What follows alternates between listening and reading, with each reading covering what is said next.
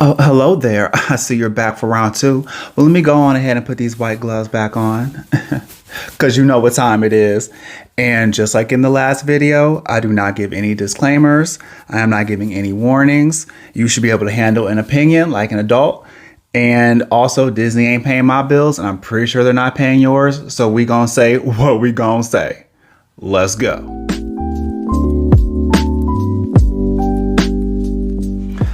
First one, Disney remakes suck. I don't care if there's 2 or 3 arguably good ones. I don't care. Because at the end of the day, the vast majority suck. The creativity is sucked out of them. The magic is gone. They stuff it and inundate it with like political messaging.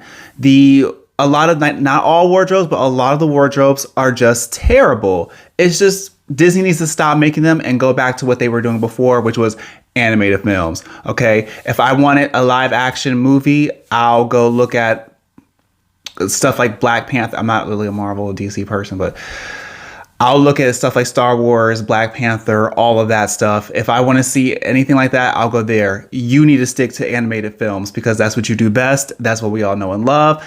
And this remake thing ain't working out. And also real quick, since you guys are going to do the Snow White one no matter what, because it's pretty much already done, can we just go away from like the murky colors and stuff like that? I don't know why everything has to have this dark feel in like most of the remakes. Like, it's not edgy, it's not cool, it's not really helping at all. It just makes it ugly.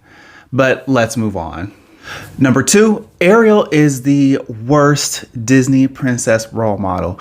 She's not the worst Disney princess, do not get it confused. She's the worst role model. And if you take off the rose-colored glasses, you'll actually really see that. She disobeys her father every single chance she gets. Now, if she only went to the surface like once, okay, that's forgivable. We've all, rebelled at least once, or we all wanted to like see what was behind that closed door one time. But the fact that she routinely disrespects her parent, that's not cool. And I'm pretty sure some of you are parents. How would you feel if your daughter was literally trying to be like Ariel? Like, I'm sure you would want to pull your hair out. The biggest thing for me when it comes to Ariel is that she doesn't take responsibility and she never apologized to everyone for what she did. This girl literally almost destroyed her race, her kingdom, everyone she knew and loved. And what do we get at the end of the movie? I love you, Daddy. Like, that's not good. I love you, Daddy. That's not good enough. Now, I understand when it came to the contract, Ariel was like, I'm sorry. I didn't know. That's not the same thing. That's not truly taking accountability at the end of the film for everything that you've done. Plus, that was before the stakes got even worse. She needed to apologize for the whole thing all the way through. You shouldn't want to teach the girls like, oh, it's totally okay no matter what you do because rich daddy and your boyfriend will always come through for you. Like, no. Sorry, she's irresponsible. She put everyone in jeopardy. She almost had the entire ocean wiped out. It's like, how do you do that and then get everything that you want at the end with no tangible sacrifice or proverbial scar? How do you do that? Like, I feel like it teaches girls that no matter what you do, there will always be people to come and save you. And no matter how hard you screw up, you'll always get what you want in the end. No, that is not real life. Of course, none of the Disney movies are particularly super based on real life, but like there's a fantasy aspect to every single one. But there should have been something in the movie to where she had to live with something for the rest of her life. And don't say like, oh, well, she carried over her trauma into her daughter, Melody. No, we needed to see it in the main movie because some people me personally, I've never seen the sequel to Little Mermaid. I've never seen either one. So There are people who just stop at The Little Mermaid, and which is fine. You don't have to watch the sequels, but there's people who stop at The Little Mermaid. So the messaging should have been there to begin with. And I don't know why Disney decided to take out the scene that was originally going to be there, because she originally apologized to her father at the end of the movie. And for some reason, Disney was like, you know what? We want her to look so much more irresponsible after everything that she put everyone through. We think that she should just be a spoiled brat that gets whatever she wants. And this is what we have today.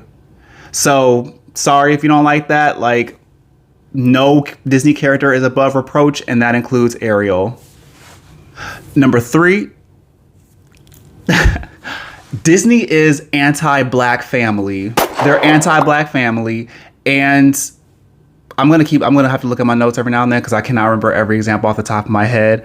But the ones that I can remember right now, like in the remake, for example, for The Little Mermaid, they made Ariel black and she gets with a white man. Yeah, there's no black unity with that one as far as like black love. They don't support it. Look at Miles Morales. Like, first of all, he's biracial to begin with. And then his girlfriend is a white girl. Then we have Felix from Encanto, who's married to a white woman. There's so many other examples. Oh, Alicia Hawthorne in Lightyear. She is a black, she's a black lesbian, and her girlfriend is white, or her wife. I'm not sure if they're married. I'm assuming they're married, but she's white. It's like every time, especially in this era, every time there's a black character, Disney does not do anything to support black love. I know there's other examples. Right. Tiana's black father dies, leaving Eudora a single mom. And then guess what? Tiana goes off and marries who? A non-black man. Anything else? Of course, Ethan from Strange World. He is the product of an interracial couple. Of course, a black woman and a white man, because they never want to do it the other way around. Not saying I want to see that in particular. I'm just saying Disney only promotes one way, except Felix from Encanto and Peppa. But Peppa, they're Latino, so Disney probably doesn't see them as like Anglo. They probably don't see Peppa as like Anglo white, but she's still white. But that's probably why they get a pass for that one. And then Asha, she's also the product of an interracial marriage with, of course, the mom being black and the father being white. Disney keeps pushing this same message over and over and over again. And notice how they don't do it with any other group of people, with the exception of Native Americans, because they did do that with Pocahontas, but that movie was, that could be a whole video on what was wrong with that movie. But other than that, Disney does this with no one else but the black population. And it's sending a very loud and clear message that we're a joke. They don't want to support our love. It's not important. It's not worthy of being represented. And actually, they're anti-black love. Why can't we have a strong black family with a strong black father, a strong black mother, and wonderful black children that every child can look up to? Not just the black kids, every child can look up to. Just like how we have amazing white characters from Disney that every child can look up to. They don't do the same thing for black people. It's like for black people in this era, they have to either be non-straight, asexual, aromantic, or in an interracial relationship. Like, at this point, if you don't see how clear the agenda is with this, I don't know what to tell you. It's extremely obvious to me, especially as a black person who is viewing this media. Like, it's extremely obvious to me. And if you really think about it, it should be extremely obvious to you too. So Disney already shades black men as it is, and Disney shades black people altogether. Next, Moana does not deserve a sequel and a freaking remake. First of all, in my opinion, I'm not saying the movie was bad. The movie was not bad. I personally thought the movie was boring. I thought the movie was boring. I strongly dislike Tamatoa. I felt he was a stupid character. I felt that you could take him out and the movie wouldn't be any different. His song got on my nerves and I can't stand hearing it. And I feel like they're doing all of this in part because The Rock. Let's just be completely real. The Rock is a pretty huge celebrity and he keeps getting all of these projects.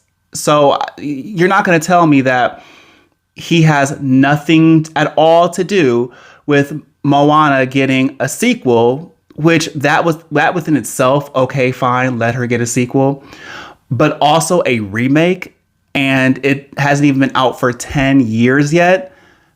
No. Next, Olaf from Frozen is annoying, and he shouldn't even be in the film at all.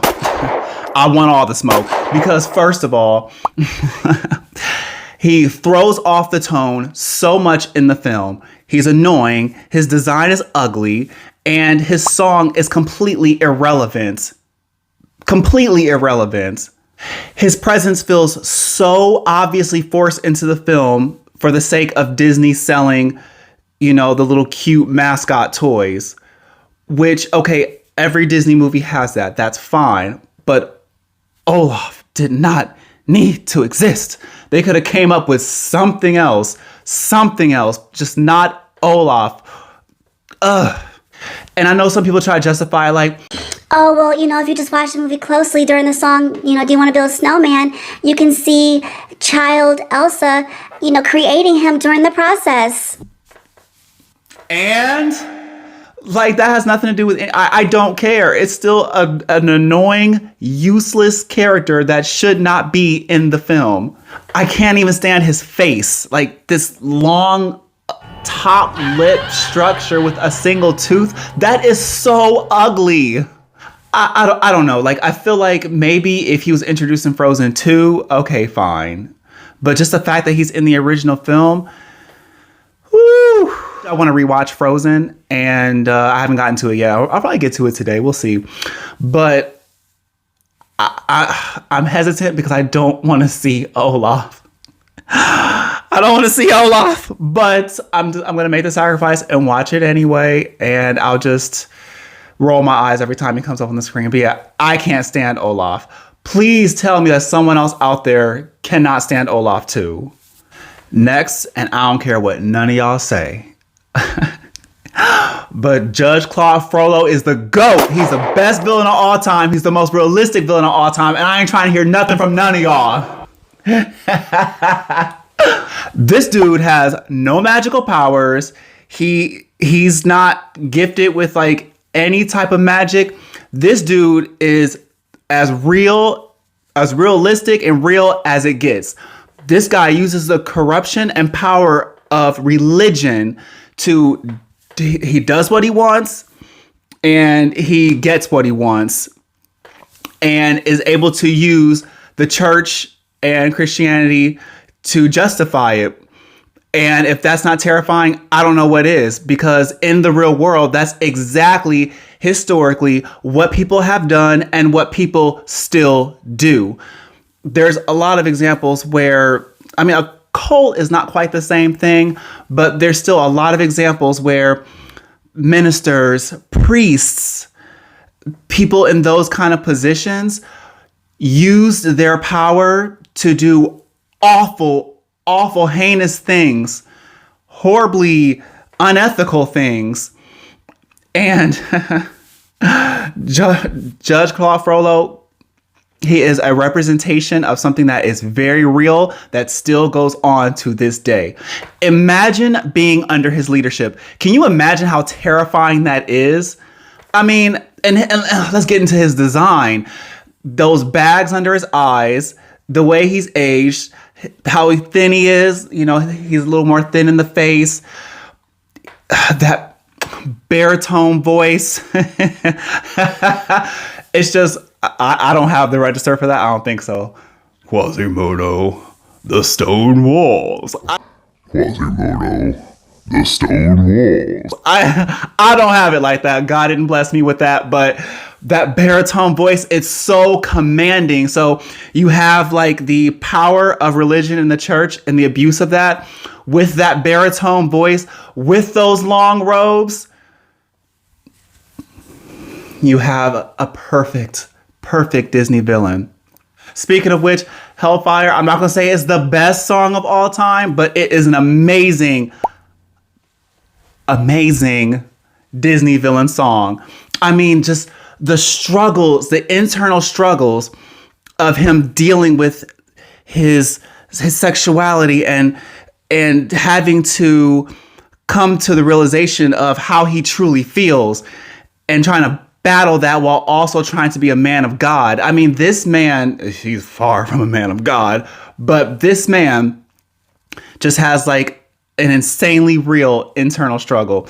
And he thinks he's so much better than everybody else because of his position. And that's what makes him even better. That's what makes him even more evil. He is, at least that I can think of, he is my favorite villain of all time. He's the most realistic one. There's other ones I like I like Ursula. Ursula's great. But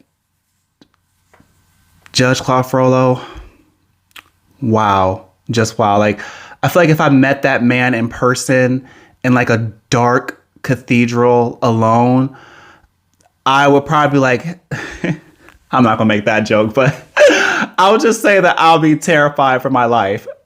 Next, I'm actually really glad. I think it's a good thing that the whole Tangled controversy happened with Avantika. Let me be very clear.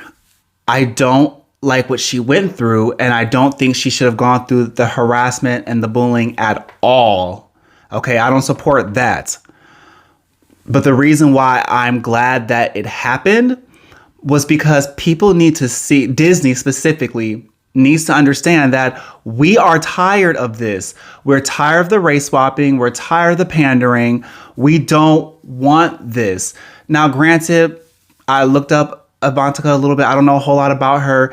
Beautiful girl, Indian actress. Like I said, I don't know that much about her.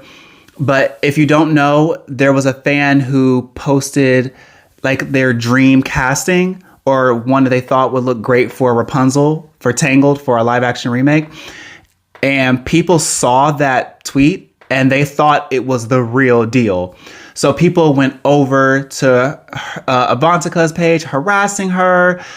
Kind of basically what they did with Hallie, kind of. Now, I don't know if she got it as bad as her, but she still got it. And like I said, I don't like that aspect. That was horrible. But I hope Disney is taking notes that they're going to not let another girl, especially a girl of color, don't let another girl of color go through this. We can stop it now. You know, we already had it with Hallie. We have it with, what's that girl's name? Rachel Zegler. Don't let another girl go through this. Do not put another girl through this. It's not worth it. It's wrong to do stuff like this to begin with. If Disney really cares about diversity, they'll make fresh, new stories, just like they did with Encanto, which was a great movie. And they did the same thing with Raya and the Last Dragon. The point is, we've been asking for real representation for years. And how about you listen to the fans, listen to your audience, Disney, and actually give it to us. Number 8. 8 is great. No, let me stop. Number 8. So Lilo and Stitch is a fantastic movie, and it has nothing to do with Stitch. Actually, Stitch is completely overrated. That movie was amazing because it centered around, one, a very underrepresented group, which are Polynesians. At least at the time, they were extremely underrepresented. And it centered around Polynesians. It was still an American story.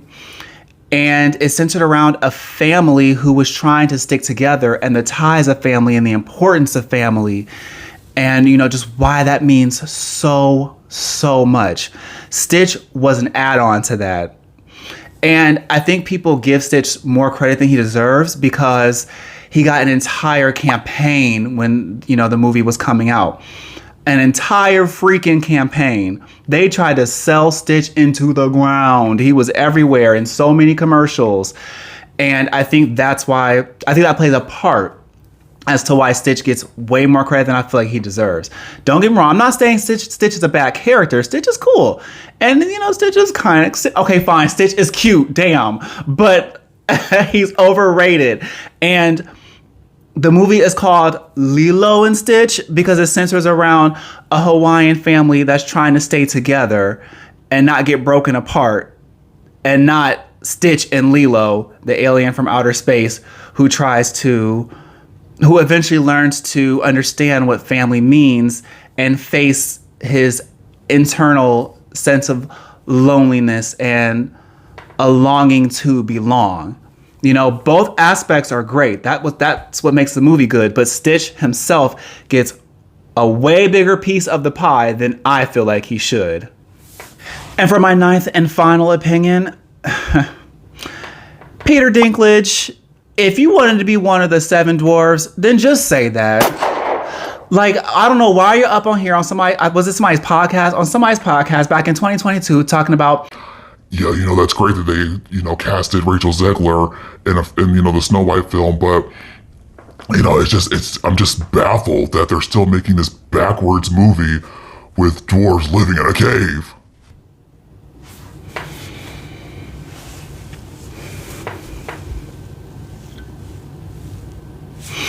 Okay, tell me you didn't watch Snow White without actually saying that you did not watch Snow White.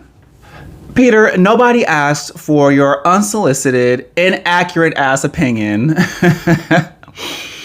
And if you wanted to be casted, if you wanted to get that fabulous Disney check, just say that. Just be like, do. Hey, Disney? Yeah, this is Peter.